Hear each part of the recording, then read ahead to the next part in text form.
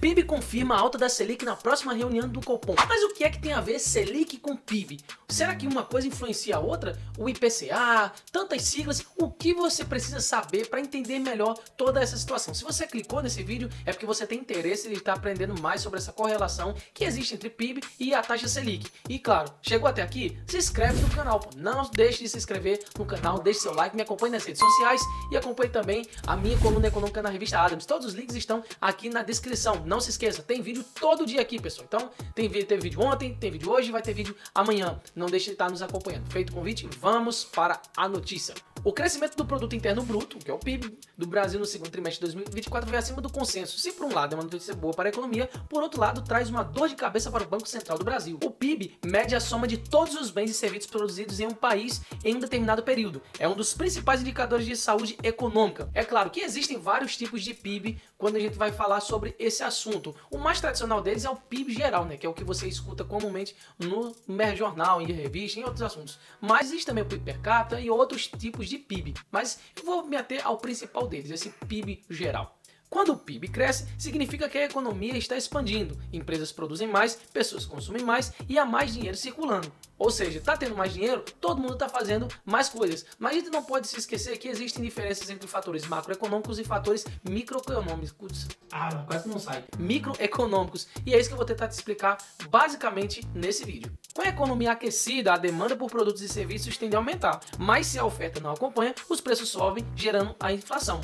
Pense no preço dos alimentos, combustível e eletrônicos. Se muita gente quer comprar e há pouco disponível, os preços sobem. Isso aí é algo básico. Todo mundo entende um pouco dessas coisas. Se você está vendo algum item, seja lá como um produto ou um serviço, vamos falar de produto que é mais fácil de entender. Se você está vendo um produto e naquela cidade, naquela localização em especial, só tem aquele lugar vendendo aquele tipo de produto, logo aquela loja, aquele mercado, sei lá, ele tende a estar colocando um preço mais alto porque só quem vende é ele. Mas se acontecer de tiver mais 10, 20 estabelecimentos vendendo aquele mesmo produto, ele não pode vender por aquele valor muito acima. Por quê? Porque ninguém vai comprar, porque provavelmente vai ter outros concorrentes que vão estar vendendo mais barato. E isso faz toda a diferença quando a gente está falando de consumo. Mas e aí? Onde é que entra o Banco Central nisso tudo? O Banco Central tem a missão de manter a inflação sob controle, garantindo que os preços não subam descontroladamente. Lembrando, é muito importante você entender esse tipo de coisa. Enquanto o Banco Central vai fazer política monetária, o governo vai fazer política fiscal. Então cada um tem a sua obrigação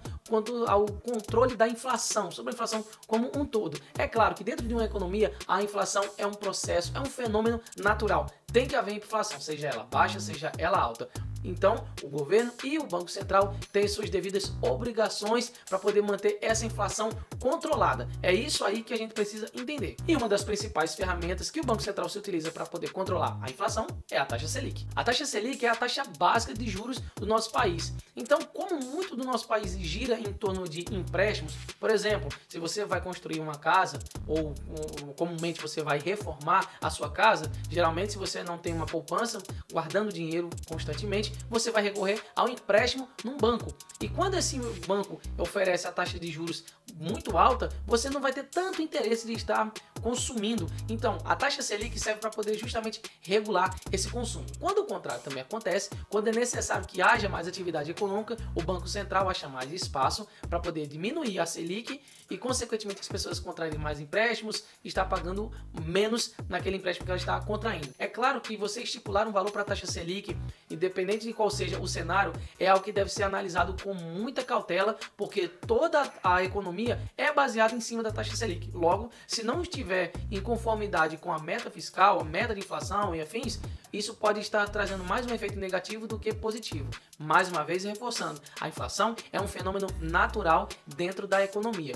O que não é comum é que ela esteja controlada. Então, o Banco Central, o governo, todos que estão envolvidos nesse processo completo, que é o sistema econômico-financeiro, precisam estar atuando de várias formas para que a inflação seja controlada. Ou seja, quando o Banco Central aumenta a Selic, ele está basicamente tornando o crédito mais caro. Isso desestimula o consumo e o investimento, desacelerando influenciando a economia.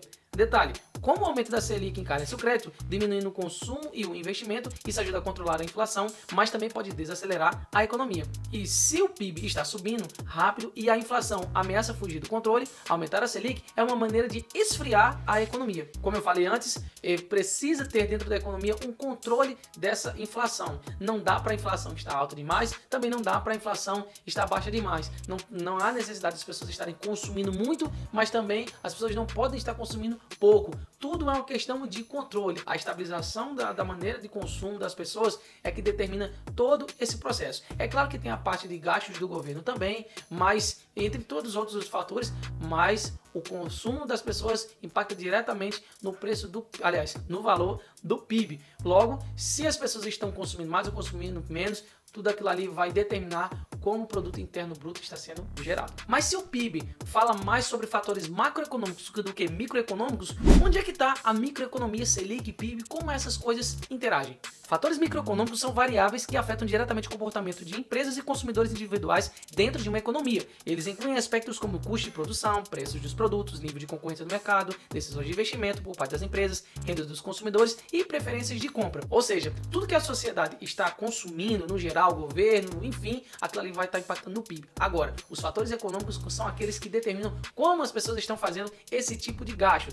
Se ela está comprando mais material de construção, se ela está comprando mais coisas para poder ajeitar o carro dela, ou veículo, tanto faz. A forma que a pessoa está consumindo é que vai determinar esses fatores microeconômicos. Tanto é que através de fatores microeconômicos você consegue ver a maneira que as pessoas estão consumindo para poder determinar o termômetro financeiro de alguns dos mercados. Por exemplo, esses dois aspectos que eu falei. Se as pessoas estão comprando mais carro, consequentemente elas vão fazer uso de mais serviços que sejam relacionados a veículos, tais como comprar pneu, comprar combustível, comprar algum acessório de carro e afins. Já se elas estão voltando mais a sua atenção para a reforma de casa, elas vão estar olhando mais para a compra de cimentos, compra de telhas e compra de outros insumos para poder fazer essa reforma. O jeito que as pessoas consomem é que determina como é que está a microeconomia como um todo. Dentro do contexto do aumento do PIB e da Selic, os fatores microeconômicos influenciam como as pessoas e consumidores reagem às mudanças nas taxas de juros, como por exemplo, ajustando seus investimentos e padrões de consumo em resposta a essas alterações. Se os fatores microeconômicos e macroeconômicos não estiverem diretamente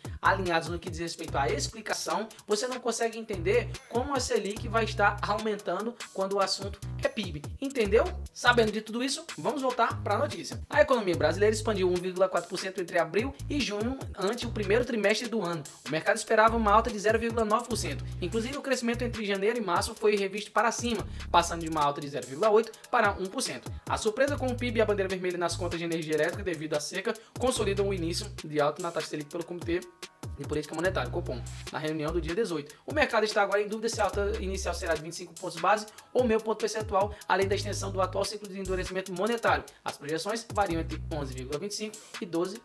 Basicamente, o aumento da Selic é para poder desestimular, nesse caso, o consumo e haver um controle da inflação, já que ela já está vindo acima do esperado. E esse foi o vídeo de hoje. Se você tiver mais alguma coisa que queira sugestionar, você pode colocar aqui nos comentários abaixo. Vai ser um prazer estar fazendo vídeos para você sobre o assunto que você desejar. Forte abraço e até o próximo vídeo.